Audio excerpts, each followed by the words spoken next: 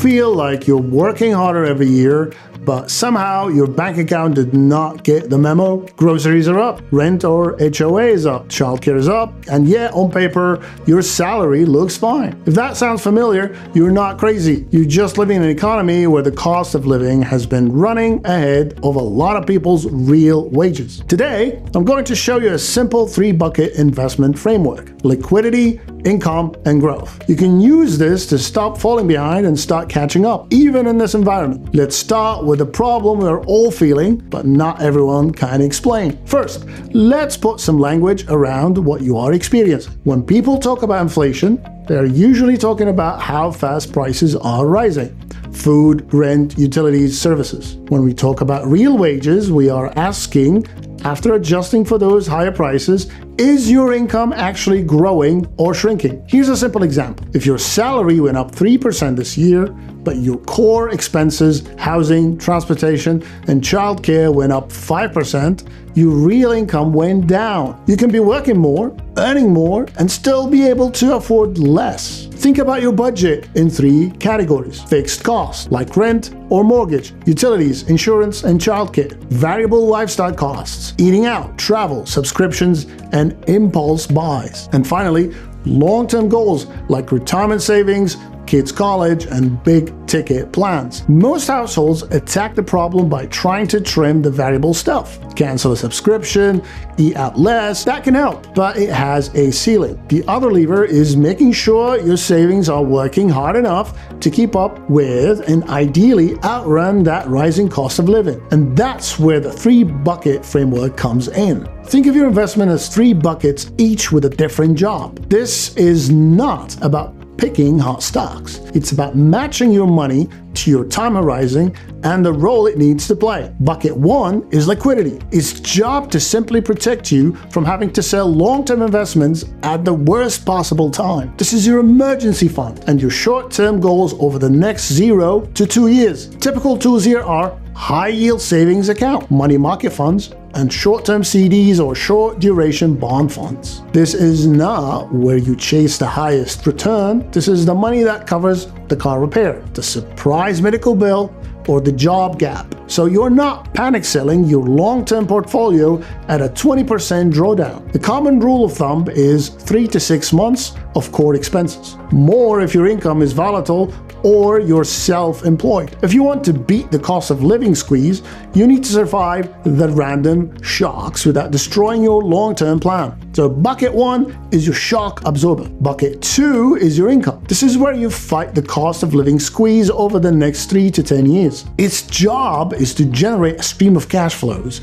grow that income at least somehow over time, and take less risk than pure growth equities, but more than cash. Depending on your situation and risk tolerance, this bucket might include investment-grade bonds and bond funds, short to intermediate bond ETFs, dividend-paying stocks, or equity income funds, and certain real assets or infrastructure strategies that can pass through inflation over time. Most people either skip this bucket or overload it. They sit entirely in cash, which gets quietly eroded by inflation, or they jump straight from cash into most volatile growth stocks and then bail out at the worst possible moment. The income bucket list is your middle ground. It is designed to pay you something today and have a reasonable chance of keeping up with price increase over the next decade. If bucket 1 is your shock absorber, bucket 2 is your cost of living workhorse. Bucket 3, that's where growth is. This is where you aim to actually get ahead of inflation over 10, 20, or 30 years. The job of this bucket is not to make you feel safe next month. It is to give you a fighting chance at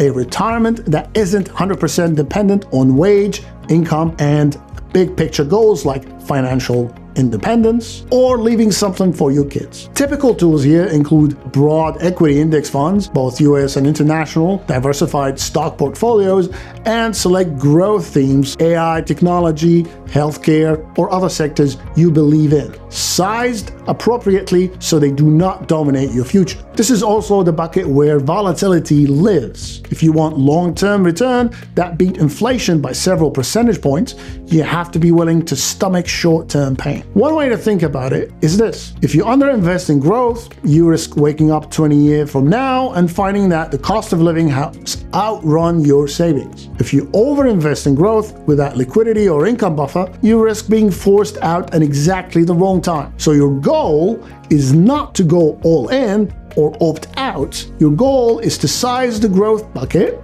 based on your age, your income, stability, and how long your money needs to work. Let's make this concrete with an example. Imagine someone in their late 30s or early 40s. They have got a stable job, a family, and they are feeling the pinch from higher rent, higher groceries, higher everything. A simple starting point could look like this. For liquidity, 3 to 6 months of core expenses in cash-like vehicles. Enough that a job loss or medical bill does not derail everything. For income, a meaningful slice in bond funds and equity income strategies that throw off cash with risk below 100% equity allocation. And for growth, the rest in diversified equity exposure, maybe with a small tilt to theme they believe in, but not so big that their entire net worth is riding on one story. Is that the right mix for everyone? No. Someone in their 20s with no dependents and a very stable job might lean much more heavily into growth, while someone in their 60s, already retired, might dial up bucket 2 and dial down